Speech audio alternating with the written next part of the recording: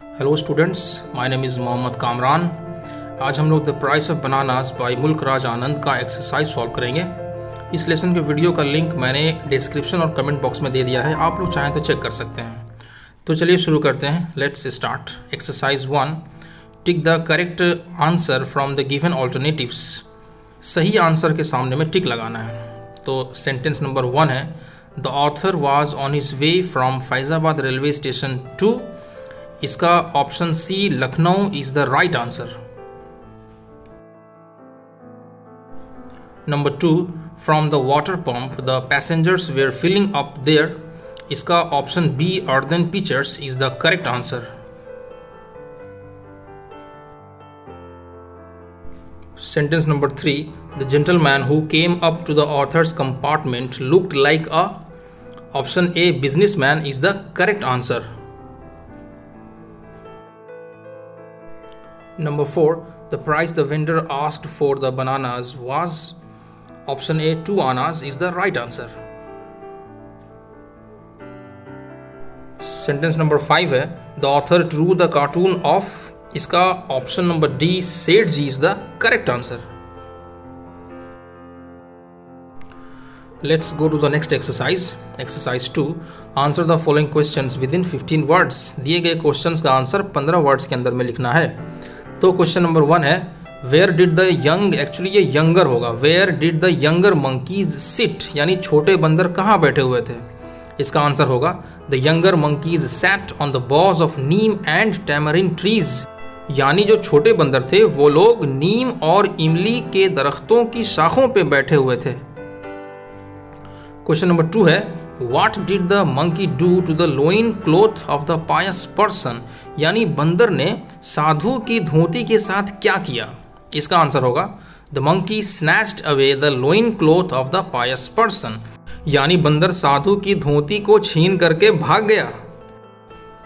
Question number 3 है, what did सेठ ji's luggage include, मतलब सेठ जी के सामान में क्या क्या था।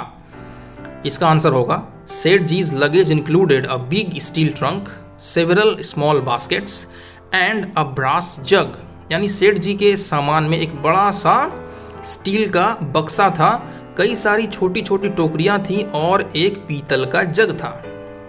क्वेश्चन नंबर 4 है, why according to the fruit vendor were the monkeys disturbing the passengers, यानी फल बेचने वाले के मुताबिक बंदर क्यों यात्रियों को, मुसाफिरों को परेशान कर रहे थे।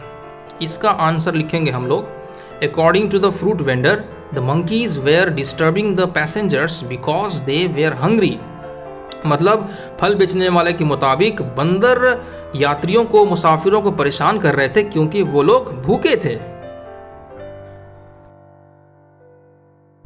Exercise 3, answer the following questions with in 25 words. Exercise 3 में दिए गए क्वेश्चंस का आंसर 25 वर्ड के अंदर में लिखना है। क्वेश्चन नंबर 1 है, what was the businessman wearing, यानी बिजनेसमैन ने क्या पहना हुआ था।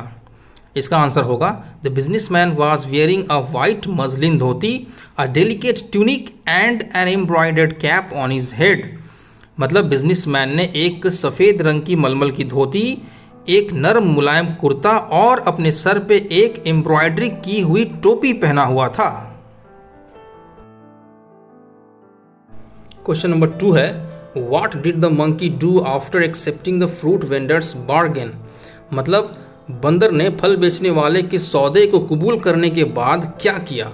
इसका आंसर होगा The monkey took over the bananas with his right hand and released the embroidered cap slightly crumpled with its left hand, मतलब बंदर ने अपने दाएं हाथ से केलों को ले लिया और अपने बाएं हाथ से एम्ब्रॉयडरी की हुई टोपी को छोड़ दिया जो कि थोड़ी सी सिकुड़ गई थी। क्वेश्चन नंबर 3 है, how did the whole amusing episode end, मतलब हंसी मजाक की सारी घटनाएं कैसे खत्म हुई।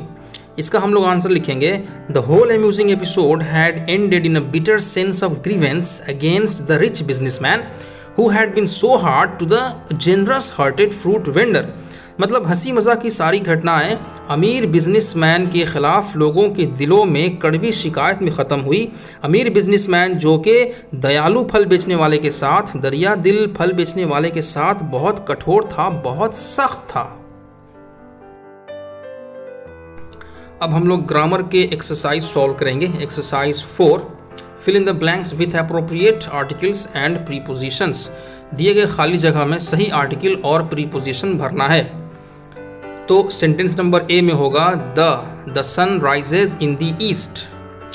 सेंटेंस नंबर बी में होगा over, the dog jumped over the log. Sentence number सी में होगा I love to watch a one day match. Sentence number d में होगा besides a pen Tia also has an eraser. Grammar का next exercise देखते हैं। Exercise 5, change the voice of the following sentences. दिए गए sentences का voice change करना है। तो सेंटेंस नंबर ए है mister Khan is known to me. ये एक पैसिव वॉइस है, इसका एक्टिव वॉइस होगा I know mister Khan. Number b है Trina had composed a poem. ये एक्टिव वॉइस है, इसका पैसिव वॉइस होगा a poem had been composed by Trina. Sentence number c है I will always remember you. ये एक्टिव वॉइस है, इसका पैसिव वॉइस होगा you will always be remembered by me. Sentence number D है they have made him the president of the club. ये active voice है, इसका passive voice होगा he has been made the president of the club by them. Let's go to the next exercise.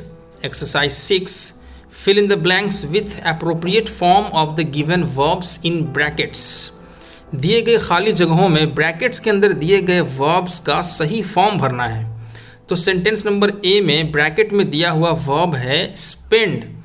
इसका सही form use करके हम लोग खाली जगहों में भरेंगे। तो सेंटेंस नंबर ए होगा they have spent their puja vacation in the hills. Sentence number B में ब्रैकेट में दिया हुआ वर्ब है लिव। इसका सही फॉर्म यूज करके हम लोग खाली जगहों में भरेंगे। तो सेंटेंस नंबर बी होगा we have lived in this city for over 10 years। Sentence number सी में ब्रैकेट में दिया हुआ वर्ब है फिनिश। इसका सही फॉर्म का यूज करके हम लोग खाली जगहों में भरेंगे। तो सेंटेंस नंबर सी होगा I have just finished reading the book. Last sentence है सेंटेंस नंबर डी। इसमें ब्रैकेट के अंदर दिया हुआ वर्ब है कंप्लीट। तो कंप्लीट का सही फॉर्म यूज करके हम लोग जो दिए गए 3 खाली जगहें हैं उनको भरेंगे। तो सेंटेंस नंबर डी होगा the project will be completed by June next year. Exercise 7, change the mode of narration in the following sentences. दिए गए सेंटेंसेज का नरेशन चेंज करना है। तो सेंटेंस नंबर ए है Rahul said alas Brazil has lost the match. इसका narration change करके हम लोग लिखेंगे Rahul exclaimed with sorrow that Brazil had lost the match. Sentence number b है let us go for a walk said Shabnam to Chandni. इसका narration change करके हम लोग लिखेंगे Shabnam suggested to Chandni that they should go for a walk. Narration का next sentence देखते हैं। Sentence number C good morning madam said the students to the teacher. इसका हम लोग नरेशन चेंज करके लिखेंगे addressing the teacher as madam the students wished her good morning. नरेशन का नेक्स्ट सेंटेंस है sentence number D my father said to me do not pluck flowers. इसका indirect speech होगा my father forbade me to pluck flowers. Writing skill exercise 8. Write a story in about 100 words using the given hints. Give a suitable title to the story. नीचे दिए गए hints की मदद से तकरीबन 100 words के अंदर में एक स्टोरी लिखना है।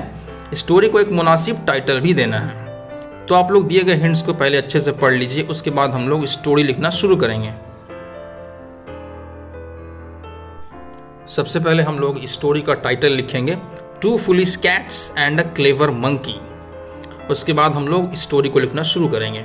Once upon a time there were 2 cats. One day they were searching for some food in a forest. Suddenly they came across a piece of bread. Both of them wanted to have it. So they started fighting over it. Then suddenly a clever monkey arrived there. He proposed to settle the dispute. The monkey divided the bread into two unequal pieces. Then to make them equal, he ate a portion from the larger one. Then the larger piece became smaller. बिना paragraph change किए हुए हम लोग आगे लिखेंगे. Thus the dispute continued. To equalize the pieces, the monkey kept eating from them. Likewise, the monkey ate both the pieces. The cats felt foolish. They regretted much. Story का moral होगा, when two fight, third gains. मतलब जब दो लोग आपस में लड़ते हैं तो तीसरा फायदा उठाता है. राइटिंग स्किल का नेक्स्ट क्वेश्चन देखते हैं. Exercise 9. Using the following points write a paragraph in about 100 words on how your locality looks like at dawn. यानी सवेरे के वक्त, भोर के वक्त आपका इलाका कैसा दिखता है, इसके ऊपर तकरीबन 100 वर्ड्स के अंदर में एक पैराग्राफ लिखना है. तो सबसे पहले आप लोग दिए गए पॉइंट्स को अच्छे से पढ़ लीजिए, उसके बाद हम लोग पैराग्राफ को लिखना शुरू करेंगे. सबसे पहले हम लोग पैराग्राफ का हेडिंग लिखेंगे, माई लोकेलिटी एट डॉन. उसके बाद हम लोग पैराग्राफ को लिखना स्टार्ट करेंगे. I resided at Boidowari in the Hooghly district of West Bengal.